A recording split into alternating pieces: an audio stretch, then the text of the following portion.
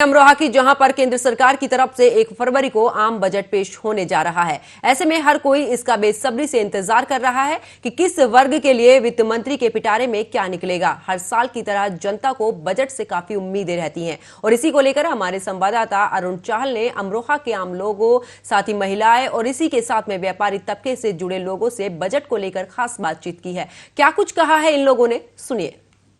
देश का आम बजट 1 फरवरी को पेश होने जा रहा है। ऐसे में न्यूज वॉच इंडिया की टीम पहुंची है अमरोहा में। यहाँ पर जानेंगे जिस प्रकार से आम लोग और व्यापारी तबके से जुड़े हुए लोग हैं उनका क्या मानना है और बजट से क्या उम्मीद कर रहे हैं। सरकार से भी जिस प्रकार से लगातार महंगाई भी बढ़ रही है, तो ऐसे में व्यापारी वर्ग क्या सोच रहा है। यहाँ पे अलग अलग लोग हैं, व्यापारी हैं जो कोई फर्नीचर के कारोबार से, कोई सोने चांदी के कारोबार से, कोई कपड़े के कारोबार से, कोई रियल इस्टेट के कारोबार से, अलग अलग कारोबार से यहाँ पर लोग जुड़े हुए हैं। उनसे बात करेंगे आखिर जो बजट पेश होने वाला है तो बजट में क्या उम्मीद कर रहे हैं और क्या इनकी मांग है। जी, सबसे पहले आपका नाम। जी, साबिर अली। साबिर जी, बजट आने वाला है तो क्या उम्मीद है। देखिए साहब, हम उम्मीद तो सरकार के ऊपर है कि वो किस तरीके का बजट पेश करे, लेकिन हम आम जनता, आम नागरिक, आम व्यवसायी होने के नाते आपसे, आपके द्वारा, आपके माध्यम से सरकार से कहना चाहेंगे कि वो बजट के अंदर महंगाई का विशेष रूप से ख्याल रखा जाए। गृहिणियों की व्यवस्थाओं को सरल, आसान, सस्ता किया जाना चाहिए। आयकर का जो स्लैब है उसको 2.5 लाख रुपए से 5 लाख रुपए करना चाहिए, जिससे कि आम आदमी टैक्स दिए जाने की व्यवस्था में आना चाहिए और उसके अंदर एक ये जागरूकता पैदा हो जानी चाहिए कि वो इनकम टैक्स दे सकता है। दूसरी व्यवस्था, जैसे हमारे देश में वाहनों की बिक्री मतलब बहुत अत्यधिक रूप से बढ़ी है, उसके बाद जीवन को जीने की जो व्यवस्था आज हमारे देश में प्रत्येक नागरिक के अंदर उत्पन्न हुई है, उसके लिए जो टैक्सेशन का स्लैब है, हमारा जीएसटी का स्लैब है, उसको सरल करने के साथ उसको जो है वो सिंगल बिंदु पे करा जाए। 18% को कम किया जाए, क्योंकि 28% को कम किया जाए तो जो क्वालिटी ऑफ लाइफ है वो आम आदमी तभी एक अच्छे तरीके से जी सकता है जब जैसे 18% मैट्रेसिस पे उन्होंने टैक्स लगाया हुआ है जीएसटी का, उसको कम किया जाएगा तो आम आदमी भी एक अच्छे गद्दे पे सोने की व्यवस्था बनाएगा। उसको आम आदमी भी अच्छा अपना मकान सजा सकता है। आम आदमी यानी कि जो जीएसटी है उसमें कमी होनी चाहिए। जी, उसमें कमी आनी चाहिए और प्रत्येक रूप से सरकार को आम नागरिक के स्तर पर जाकर के सोचना चाहिए। तो जी, आपका नाम।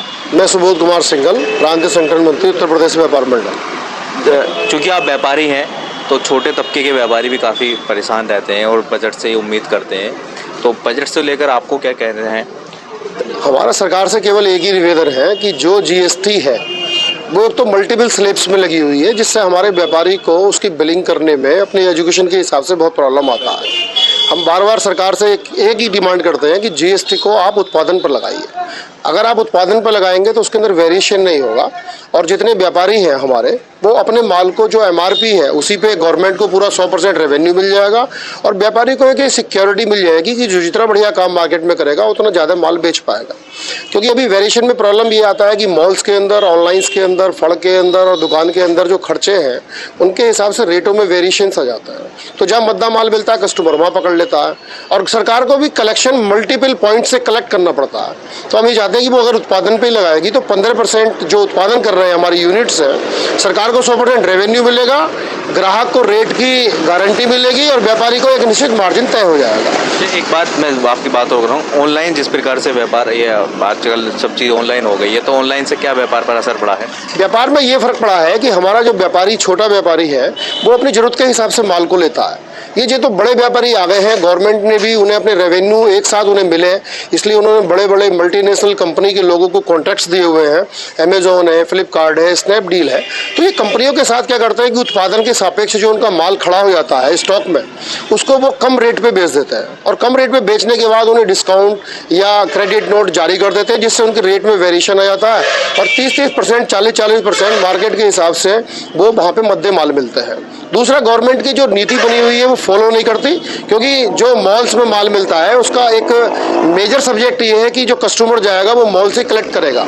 लेकिन आजकल मॉलों ने भी ये स्थिति बना दी है कि वो मॉल जो है डिलीवर कर रहे हैं मटेरियल को दुकानों के पास, फड़ों के पास या घरों तक डिलीवर्ड कर रहे हैं। तो उससे वो रेट जो कस्टमर है हमारा दुकान तक नहीं जाता, वो मॉल तक चला जाता है या ऑनलाइन तक चला जाता है। तो उसमें हमारे रेटों में वेरिएशन है। तो हमारा तो एक सिंगल डिमांड है कि वो उत्पादन पे अगर लगाएं तो उसका रेट एक जैसा हो जाएगा, ना कस्टमर को प्रॉब्लम होगी ना हमारे व्यापारी को प्रॉब्लम। उत्पादन पे करना चाहिए।